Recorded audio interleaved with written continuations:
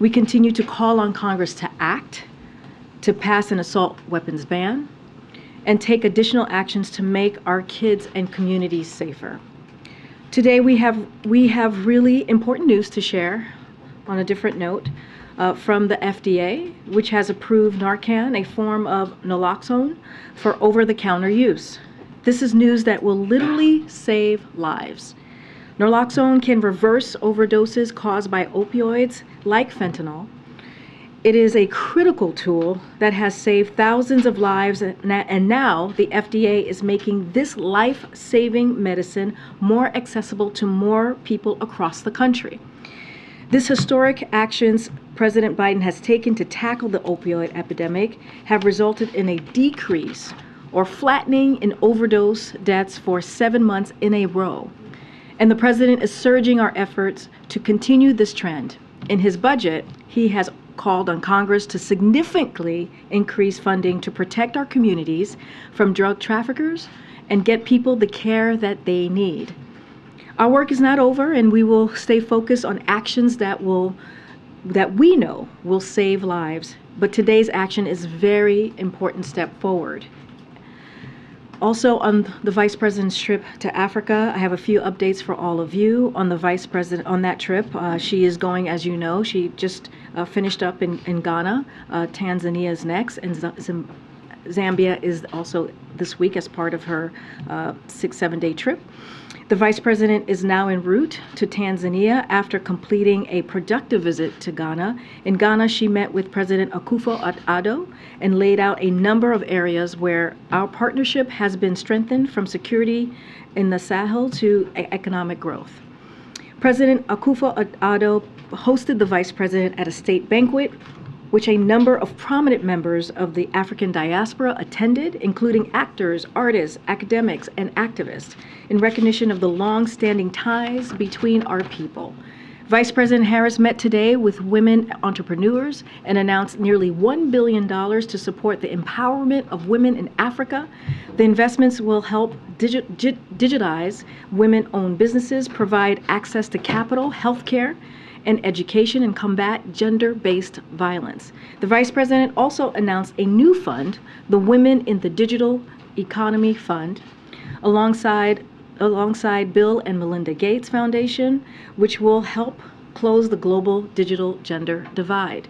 Yesterday, the Vice President underscored to 8,000 young Ghanaians the importance of investing in innovation and entrepreneurship across Africa to unlock growth and opportunities for the entire world. She also visited Cape Coast Castle and gave remarks on the brutality and legacy of the transatlantic slave trade and the importance of remembering teaching this history. And now my colleague John Kirby is here to share more about the Summit of Democracy. And also, as you know, there is going to be a bilat this afternoon with the President of Argentina. And with that, Admiral, the floor is yours, or the podium. Good afternoon, everybody. Hi.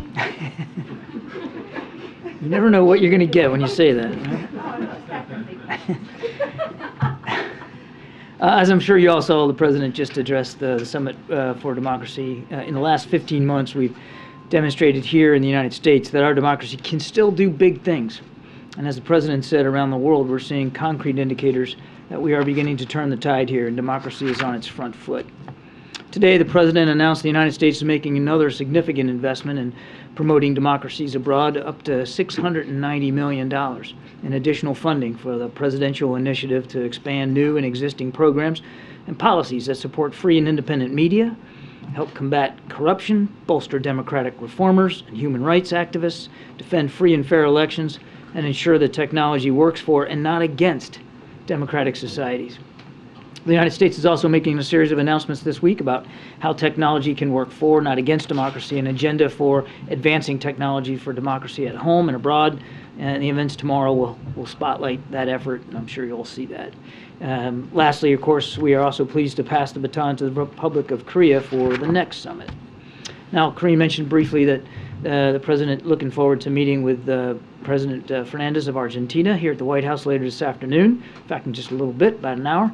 Argentina is a key partner of the United States in our hemisphere, and in light of the second summit for democracy taking place, and given recent events, of course, in the region, the two leaders will highlight the importance of upholding and protecting democratic values in the region and around the world. We'll certainly have a readout of that bilat when it's over.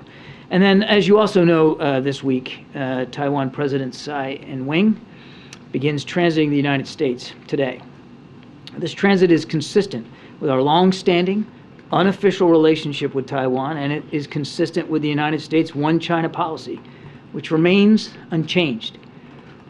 It is Taiwan's decision to make these transits based on their own travel. Transits are not visits. They are private, and they're unofficial. I would also remind everyone that this is not new. Every Taiwan president has transited the United States. President Tsai Ing-wen herself has transited the U.S. 6 times since taking office in 2016, each time without incident. In all previous transits, she met with members of Congress as well as state and local officials and had public appearances. She has also transited through both New York and Los Angeles before, not uncommon. The People's Republic of China should not use this transit as a pretext to step up any aggressive activity around the Taiwan Strait.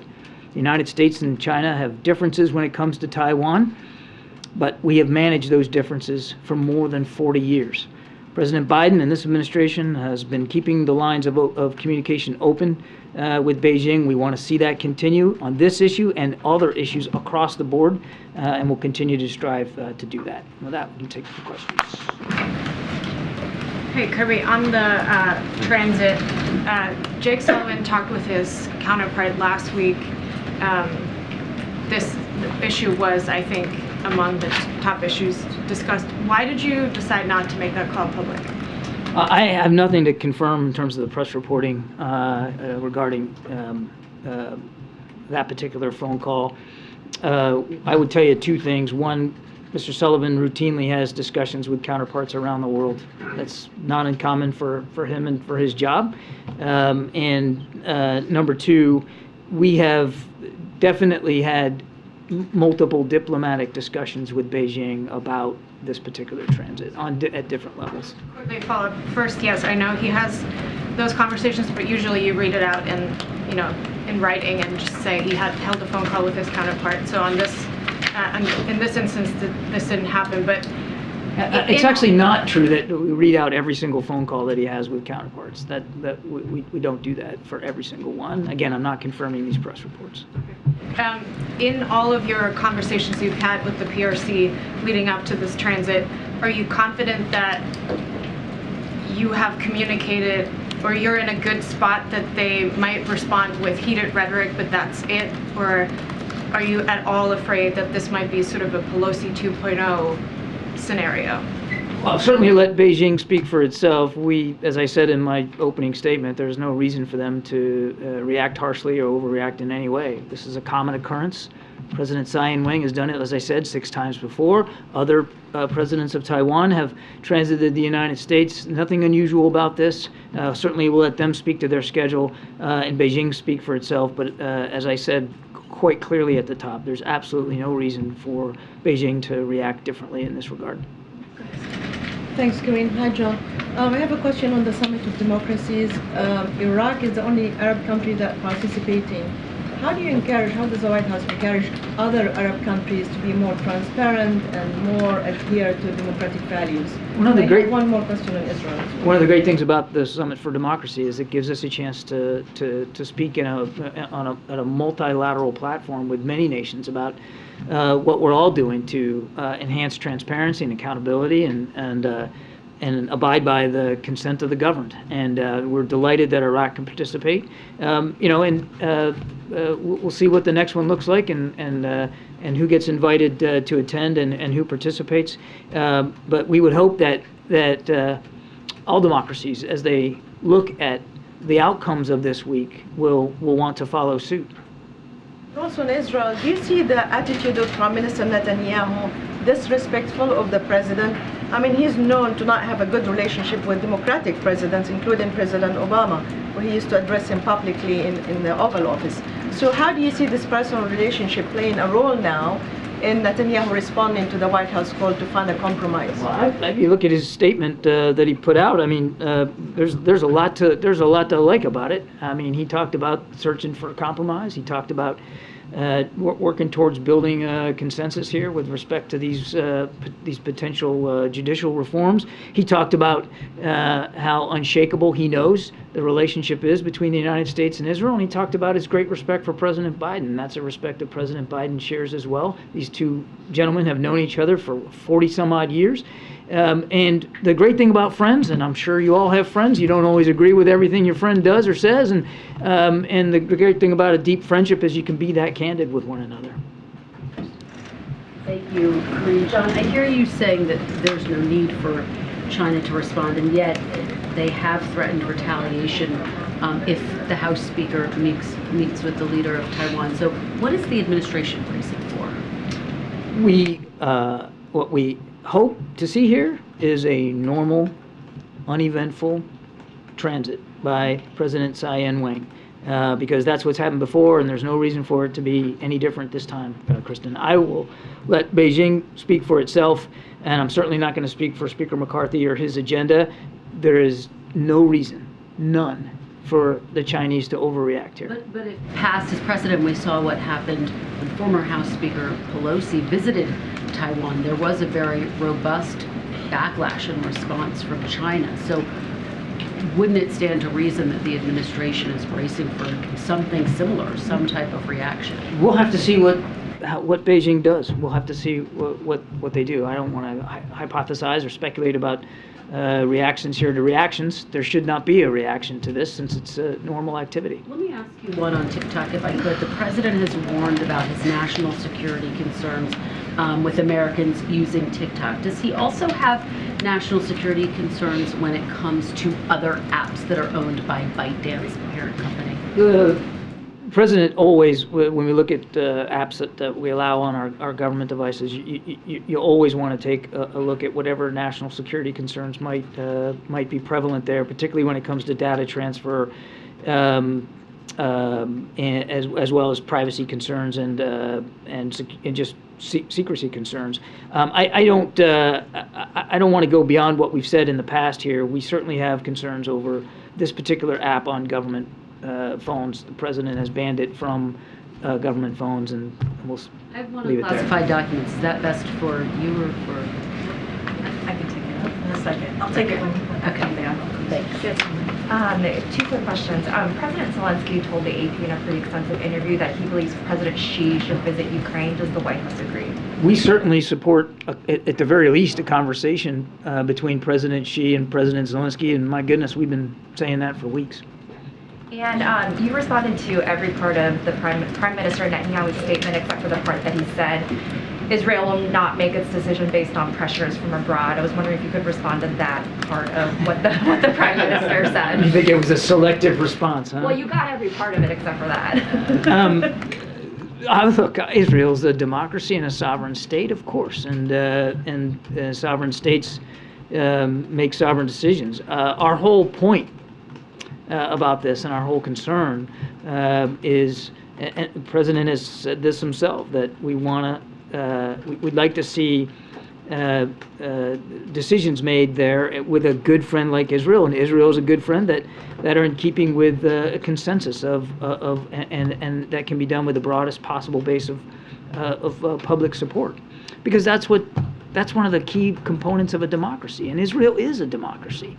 And it's one of the great things that we share, our two countries share, are some basic fundamental democratic institutions and principles. And one of them is, again, the broadest possible base of public support for major changes like this, changes which affect the system of checks and balances. Thanks. One question first on the summit. The administration has said that an invitation to the summit is not some sort of stamp on whether the country is a democracy or not, but when it comes to those who were not invited, for example, two NATO allies, Hungary and Turkey, what was the reasoning behind not inviting them? Yeah, I think I addressed this a little bit yesterday. They are two NATO allies, and we value that that their participation in the alliance, of course, and that's important. That again, decisions about invitations, as you rightly said, we've said it's not some sort of mark of approval or disapproval, but it's based on a lot of things, particularly progress towards basic human and civil rights and freedom of the press, free assembly, peaceful assembly, those kinds of commitments. I mean, we look at a lot of factors here when we put together the invite list. If I could, another one on Argentina. Senator Ted Cruz this morning introduced or announced that he was introducing a bill to require the president to investigate, among others, the vice president of Argentina, Cristina Kirchner. Is this something that the administration is considering, since you've done this with other South American leaders in the past, just recently with Paraguay's vice president earlier this year? I've not seen that report, and I've not seen the comments made by Senator Cruz, so I'm not going to get ahead of where we are right now. Thank you, Karine. Happy Ramadan to you, Mr. Kirby. Okay. My question is about Pakistan is not participating in the Summit of Democracy. Yeah. And beside that, there's a lot of turmoil in Pakistan, whether it's economic, political, judicial. Is the U.S. concerned about it at all? Well, National security politics? we're certainly sorry they decided not to participate. That's, of course, their choice. They are also a sovereign state and can make these kinds of decisions for themselves. It's not going to change our willingness to continue to work with Pakistan. We share a lot of mutual security concerns in the region, of course, when it comes to counterterrorism, and all that work will continue. One more thing. Is it true that Pakistan is providing some weapons to Ukraine, or no? You'd have to talk to Pakistani leaders. Thanks, Karine. Quick question on the Democracy Summit. How would you respond to concerns that the U.S. is offering a reputational boost to these participating countries for their democratic credentials, without even knowing if they fully bought into the idea of democracy in the first place? I mean, India is a participant, for example. Everything we've seen come from India since 21 cannot be argued as steps towards, maintaining a democratic form of government. How would you respond to some of those criticisms that have started to come? It's not a popularity contest. That's not why we do this. It's not about building somebody's reputation or not. It's about having meaningful discussions about the power of democracy and how democracies can be strengthened, deepened, and how they can grow in for themselves and grow as a multilateral collection of like-minded nations. And there's a lot to discuss on the agenda with that regard. And I'm sorry, I lost my train of thought. I was on a roll there. There's a lot that goes into this, and so it really is about making progress towards strengthening democracies around the world, and that's the goal here. And the invites change from year to year, as you would expect them to change from year to year.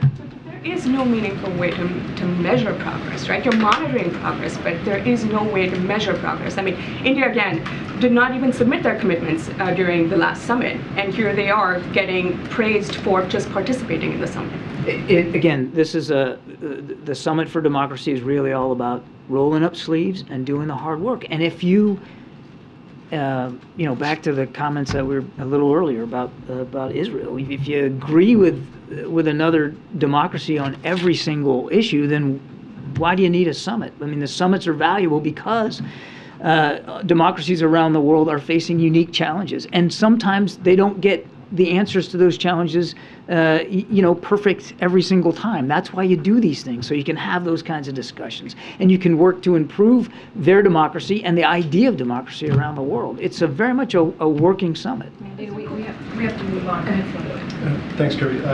Just two quick ones. First on Israel, just for clarity in terms of the president's remarks yesterday. You guys have been consistent about urging the Israeli government to find a compromise as quickly as possible. Yeah. The president also said yesterday he hopes that the prime minister walks away from it in terms of the proposal that's been put on the table. Are those the same thing? I'm trying to see if there's a divergence. Walking away just and generally taking it off the table? No, they're completely consistent. We obviously urge Israeli leaders to come up with a compromise as soon as possible, and the president's comments yesterday about walking away from it are perfectly consistent with finding a compromise that that again preserves checks and balances in Israel. And then, in terms of potential conversation between Presidents Biden and Xi, I know we've been going back and forth about this for the last several weeks. I think the concern at this point is that there are, in the months ahead, a series of potential irritants, whether perceived or real, that are only going to make it more unlikely. Do you still feel like it's something that can happen on the near term, or is this something that's pushed off indefinitely? I would not agree with your assumption that things will make it more unlikely or less likely. The president still wants to keep those lines of communication open, Phil, and he has said himself that he looks forward to having another conversation with President Xi, and that will happen. It will happen at the appropriate time, and of course, when it does, we'll let you all know. Yeah. Raquel, in the back. Thank you very much, Karine and John. Two questions. One, is the White House ready to sit down with Maduro's government to try to solve the political crisis in Venezuela, as the State Department suggested today? We're interested certainly in having continued discussions here, but I'm not aware of any formal meeting. And about this tragic fire that killed dozens of people in Mexico, migrants who are waiting for asylum here in the United States. Can the White House do anything to avoid this kind of tragedies and actually having a more humane immigration system, as President Biden promised during the We are working towards that. First of all, I mean, just tragic what happened to these individuals, and a lot of grieving families here as a result of that, and certainly should Mexican authorities need any support or assistance from us, we'd happily provide it. They're investigating, of course, as is appropriate. But one of the reasons why, I mean, this event underscores why President Biden is working so hard on trying to open up more legal pathways for people to come into the United States, and to do it in a way that's safe and secure. And that's basically a foundational element of the immigration policy that the president has been trying to pursue, and again urges Congress to act on immigration reforms that he put forward at the very beginning of the administration. Thank you, John. Yeah, thanks. Senate Democrats are saying that national security is being threatened by Senator Tommy Tuberville. He's upholding more than 160 military promotions over abortion policy in the Department of Defense. Does the White House... sorry. It's all right. Senator Take your Coffey's time. protest. Lost my place there. I know what it's like to do that. So I think you all know he's blocking Defense Department nominations, including the promotions of over 160 senior military leaders, admirals and generals, and nominees for top acquisition and sustainment positions, civilian positions at DoD, right at a time when budget has gone forward, and you got the top leaders of the Defense Department testifying on this budget, biggest budget ever for DoD. And at a time when we are still trying to support Ukraine, while we're still facing challenges in the Indo-Pacific, a wide range of challenges. It's not just all about China. I mean, look at what North Korea has done in recent days. And when you hold these promotions up, there is, as Secretary Austin said, a real ripple effect downstream, because now people can't move on to the next job. And they can't leave the one that they're in, and they can't assume these new jobs of responsibility. And it absolutely, if it goes on too long, it could absolutely have an effect on U.S. military readiness around the world. We noticed that there were some Senate Republicans yesterday who urged Senator Tuberville to drop these blocks themselves, and we certainly welcome that and agree with them. I've got one other on Ukraine. 3 inspectors general overseeing U.S. aid to Ukraine have received 189 complaints of alleged misconduct as of the beginning of March. They said that they don't see any evidence of diversion so far, but in any case, are you aware of those reports, and are you concerned about Sorry, them? the reports of, I missed the first part of your question. 189 complaints of alleged misconduct. I'm not aware of those specific reports. We haven't seen any evidence that that there's been any egregious misconduct when it comes to managing the security assistance that's gone into Ukraine. I would note that the Ukrainian officials also share our concerns about making sure there's proper accountability and transparency of things getting in and moving around the battlefield. We have welcomed congressional oversight of this, as well as their calls for additional work. In fact, we've stood up now 3, I think, inspectors general at DoD to help manage accountability oversight. We think all that's a good thing, and we're going to keep working at it. It is important to remember. I would add just one last point. It is a war, and we all want to have as much oversight and accountability as possible. Of course we do. It's taxpayer-funded equipment and systems that are going to Ukraine, but it is a war. And real people are fighting, and real people are dying. And in battle, you can't predict every single, the perfect secure movement of every single item that every single soldier takes into the fight with him or her. Thank you, Karine. I have a press freedom follow-up on the President's democracy remarks, and then I'd like to ask you about fentanyl in China.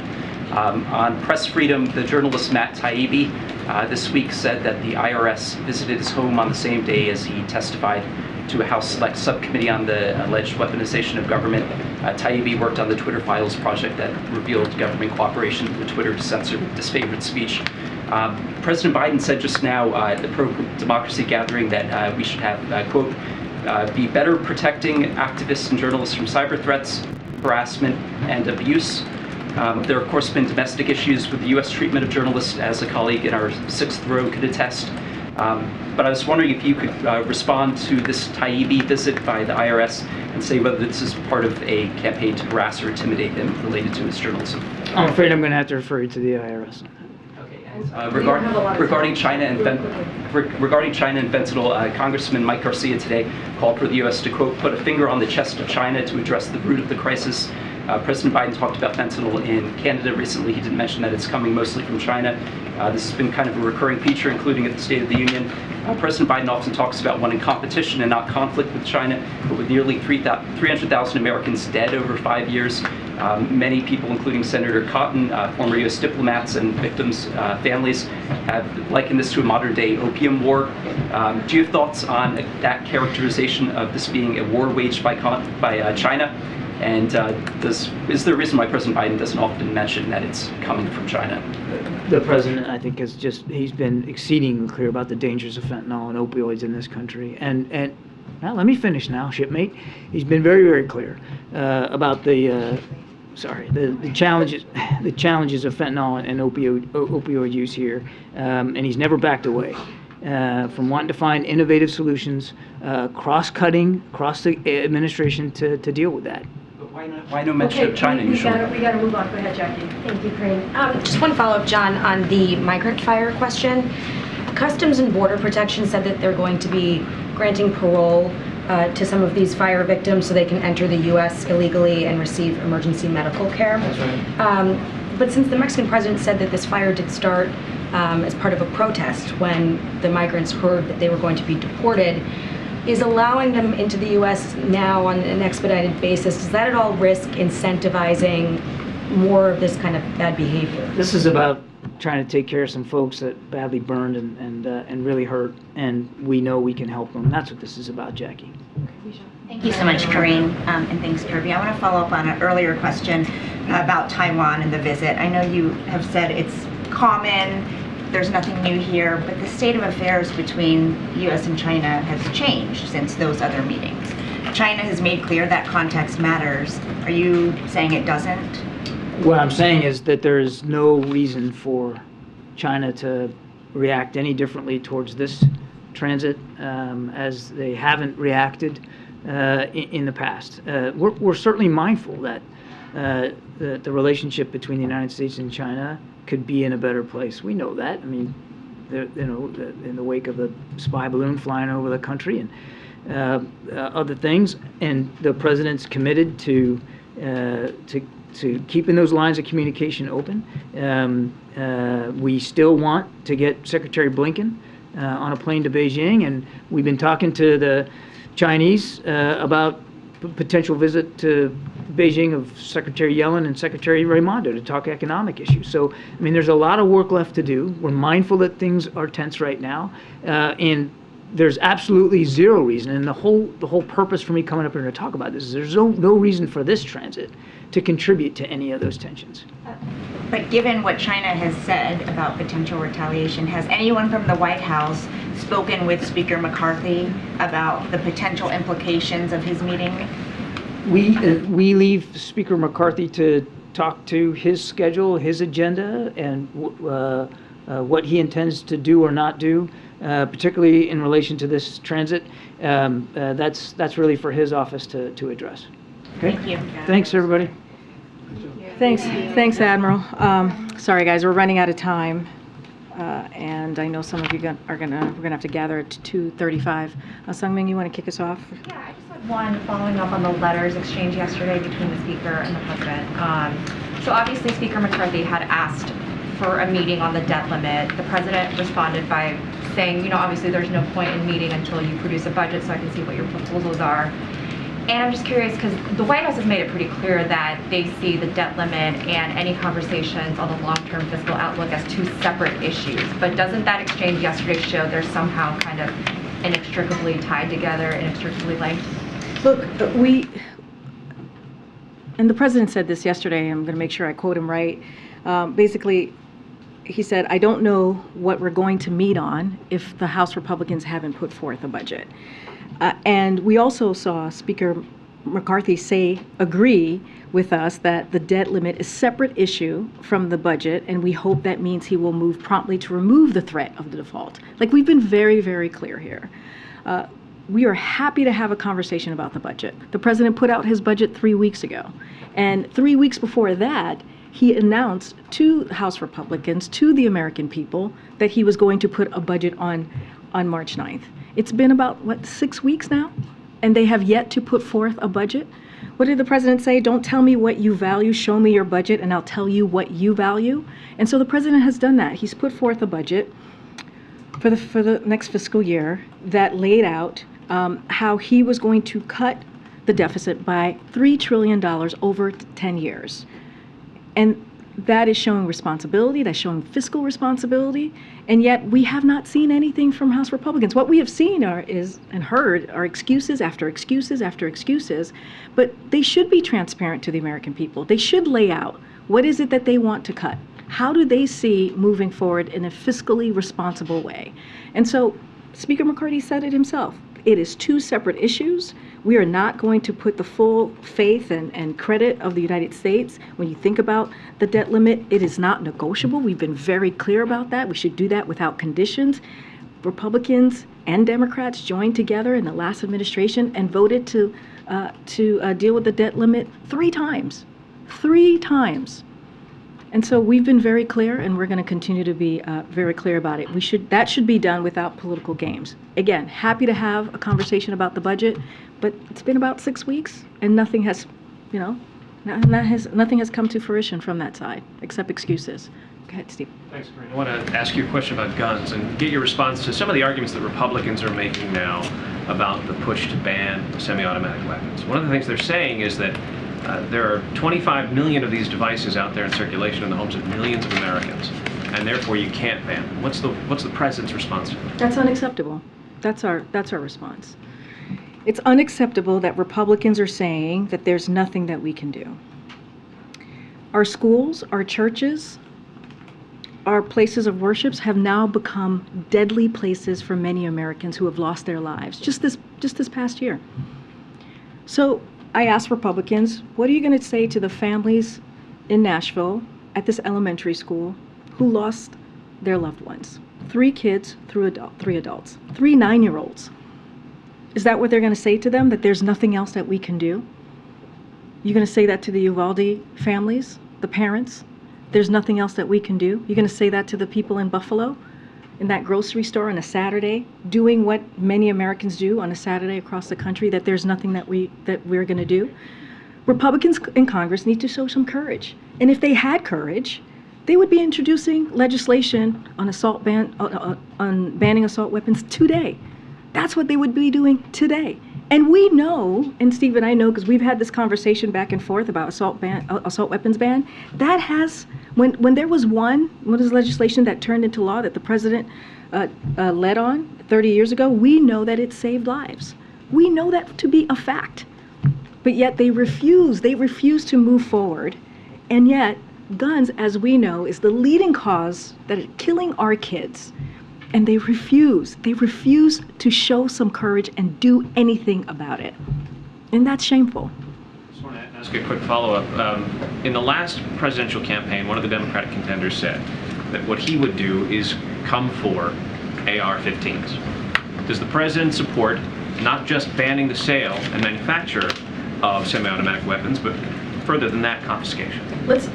Let me just be very clear. What we're talking about, AR-15s, these assault weapons ban, they are weapons of war, and they should not be on the streets across the country, in our communities. They should not be in schools. They should not be in grocery stores. They should not be in churches. That's what the president believes. And he has done more than any other president the first 2 years on an executive order. And as you know, we all know how government works. There's only so much that he can do. And so now it's time for Congress to do the work. And he's happy to sign. Once that happens, he's happy to sign that legislation that says, okay, we're going to remove assault weapons. We're going to have an assault weapons ban. Go ahead, Lucy. Karine, last year, President Biden said ahead of the lame duck session that he would count the votes to see if he could do anything on an assault weapons ban, and we never heard any more on that. Did he count votes or make any outreach at that time? In retrospect, should he have done more during that window? The president has had more executive actions on dealing with gun violence than any other president in history. He has used every tool that he can on the federal level to deal with this epidemic that is killing families and Americans across the country. He has taken action just recently, as you all know, when he was out west, he signed another executive action. So again, he has done everything that we can. The reason that there's no assault weapons ban is not because of this president. It's not because of Democrats in Congress. Republicans in Congress need to look in the mirror. Go ahead. Thanks. Quickly on Nashville, can you update us? The president said he was trying to talk to the victims' families. Has he been able to do that? Are there any more details about when he might visit? So I don't have any details to lay out or preview about any travel for the president. As you know, he's spoken about Nashville a couple of times already. He did a gaggle outside, as you all know, when he landed after coming back from North Carolina. He spoke about it in Durham, North Carolina. He spoke about it on the day of, giving out his condolences and being very clear on what the next steps need to be.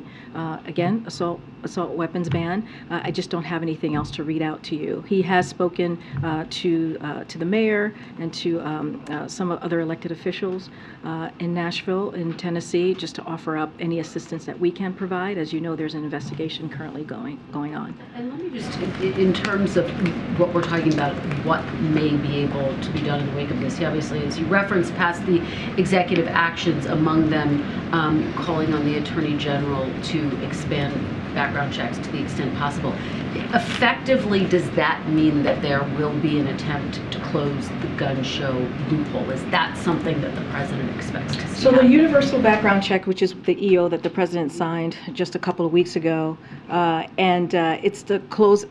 comes close as possible to universal background checks as we can be, absent of new federal legislation. Again, the president is doing everything that he can from his perch, using all the tools that he can, but it needs federal legislation. But this directive is enormously significant. The DOJ, they're going to figure out, they're going to go through the process and figure out how they're going to move forward on this, and they'll have a better purview, so I'm not going to get into details on that. I guess, does the president think that DOJ will ultimately have the authority legally to do this? And that's something legally, the Department of Justice, that is in their purview to figure that out. Again, the president is doing everything that he can. Without legislation, it takes legislation to get this done, using every tools that he has in front of him to do what he can. Let me just ask you quickly. Senator Warner was just talking to my colleague Andrea Mitchell, and Andrea asked if he's had access to the substance of the classified documents from either Mar-a-Lago, from the president, or from former Vice President Pence. And Senator Warner said this is where the Biden administration gets an absolute failing grade. Their position is outrageous.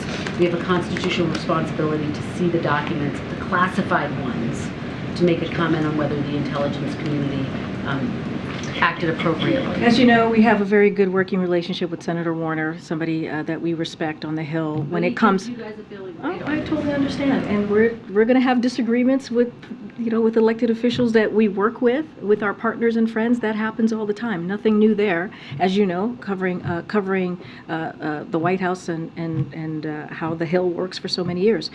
I will say this. I'm going to be very careful from here. This is something that belongs in the purview of ODNI, and so I will refer you to them.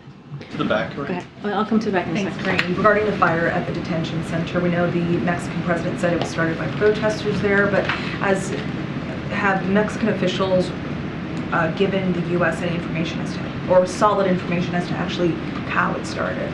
So I'm going to also offer our condolences, a tragic loss of life that we saw in Mexico, devastating. I'm sure many of you have seen the video. It's heartbreaking. Our prayers, of course, are with those who lost their lives and their loved ones, of course, and those who are still fighting. There are many who are still fighting for their lives. We have been in touch with the Mexican officials on the ground, and they are working very seriously. Obviously, brings who have been injured and individuals trying to get them medical assistance right here in the United States. There's an investigation currently going on, so we'll let that investigation go through, and not going to comment beyond that. But clearly, we've been in touch with folks on the ground there. Has President Biden spoken with President Lopez Obrador? I don't have a call to read out at this time. And one more regarding the app, the CBP1 app. There are reportedly many issues with that app. We've spoken to organizations that say that are organizations that are helping migrants that say that the app is glitchy and has failed. Are more resources being poured into that app to make it simpler in order for migrants to actually be able to use it and file their claims for So asylum? let me just say that policy that we put into effect, the parolee program that the president put into effect to make sure that there's more legal pathways for migrants and to make sure that we have a system that's a little bit more humane and dealing with a system that needs a lot of work. And again, he is using the tools that he has in front of him without the help of Republicans, to deal with the real issue that we're seeing at the border. But that policy, I do want to say, is indeed working. Unlawful migrants from Venezuela, Nicaragua, Haiti, and Cuba is down by 97%, and is down 71% from El Salvador, Guatemala, and Honduras. So the policies that we have put forward has had an effect. I understand that there's glitches in the app. That is something that we're always looking at, something that we're always want to make sure that we fix and deal with the issues, because we want to make it easier for migrants to apply and to go through this process. But again, the policies are working. We would like to do more if Republicans in Congress didn't get in the way and actually stepped up and helped us deal with a real issue that we're seeing at the border. This has to be the last one. I just wanted to follow up on that question about the app. Senator Booker sent a letter to DHS earlier this week saying that not only were there glitches, but he called the app discriminatory, and said that there were a lot of privileges in just having a cell phone, being able to use the app, having consistent Wi-Fi and internet service. I was wondering if the White House had a response to that claim, and if there's any plans on continuing this through May when Title 42 lifts. Look, we are always looking for ways to improve. When it comes to the app, of course, we're looking for ways to improve it. And we're aware of the senator's letter. I don't have anything to say beyond what I just laid out. But we do know that this policy is a policy that's working. And we see that in the data. We see that in the numbers. And there's always going to be some glitches in apps, as we've seen in the past. And so we'll continue to deal with those issues as well. All right. I'll take one last one in the back. Go ahead, Brian. Thank you very much. What is the President's response to the Senate repealing the authorization for the use of military force in Iraq 20 years after it was first So a passed? couple of things there. Want the House to pick it up and pass it? So So as you know, we put out a statement of administration policy. We released that earlier this month. The Biden administration supports the Senate repeal of the 2002 and also the 1991 AUMF. We've long supported the repeal and applaud the Senate for taking action. We urge the House to move quickly as well. Repealing the 2002 and 1991 AUMF would support the President's commitments to continuing a strong relationship with our Iraqi partners and to working with Congress to ensure an outdated authorizations for the use of military force are repealed with a narrow and use of military force are replaced, with a narrow and specific framework that will ensure that we can continue to protect Americans from terrorist threats. So this is something that we support. We know that there's an ongoing military activities that rely solely or primarily on the 2002 AUMF, so no or any ongoing military activities that rely on the 1991 AUMF has a domestic legal basis.